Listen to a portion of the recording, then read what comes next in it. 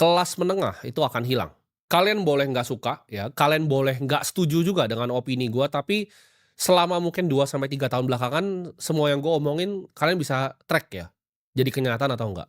Era lu ibaratnya bisa hidup nyaman sebagai kelas menengah ya, lu bisa kerja biasa aja untuk mendapatkan rumah, lalu punya satu mobil ya, dan hidup nyaman bisa sekolahin anak-anak itu udah hilang.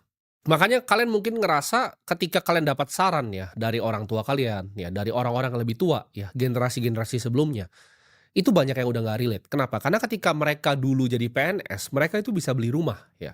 Gaji mereka tuh cukup untuk mereka bisa cicil tanah dan akhirnya lunas dalam waktu 20 tahun, lalu mereka bisa beli mobil gitu. Mereka bisa sekolahin kalian ya sekarang anak-anaknya. Jadi ketika mereka kasih saran ke kalian, ya, itu banyak yang udah nggak relate. Kenapa? Karena gajinya nggak pernah naik, sedangkan harga kita lihat properti aja naiknya udah berkali-kali lipat. Dunia yang sekarang kalian lihat itu udah menurut gua nggak didesain lagi untuk adanya kelas menengah.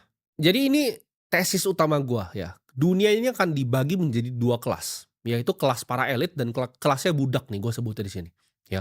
Jadi para elit ini akan jadi asset owner, yaitu pemilik aset, sedangkan nanti kelas budak ini nggak punya apa-apa dan mereka akan dipaksa untuk nyewa semuanya, ya. Jadi akan jadi renting ekonomi, ekonominya akan serba sewa. Mereka akan subscribe semua hidupnya, ya. Mungkin sekarang yang lu subscribe itu baru Netflix, ya. Tapi nanti rumah lu nggak akan bisa lu beli, lu akan ngontrak ya, lu akan subscribe rumah lu. Lu nggak akan bisa beli mobil. Lu akan subscribe nanti ride hailing services ya. Nanti Gojek dan Grab ke depannya lu akan subscribe gitu.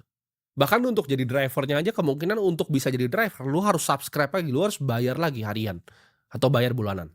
Karena ini tren yang udah terjadi ya, kalau kita lihat di misalnya ride hailing di Cina yang sangat kompetitif, akhirnya mereka punya driver, itu mereka harus subscribe untuk premium lagi, kenapa? Karena kompetisi banyak sekali yang mau jadi driver.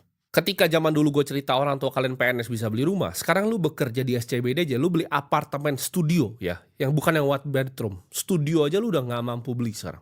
Dunia secara fundamental berubah karena kita lihat ya secara prinsip ekonomi, ya return on capital yaitu return on asset. Ketika lu beli aset lu dapat return, itu lebih besar dibanding pertumbuhan ekonominya sendiri.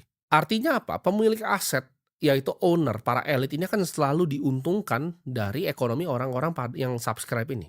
Mereka yang punya properti ya, properti untuk disewakan ya, bukan properti rumah sendiri.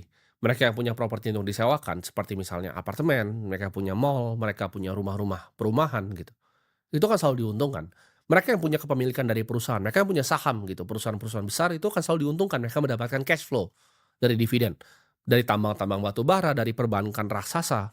Mereka yang punya emas banyak, itu juga uangnya akan selalu compounding. Sedangkan mereka yang nggak mampu beli 3 hal tadi, ya itu gajinya terus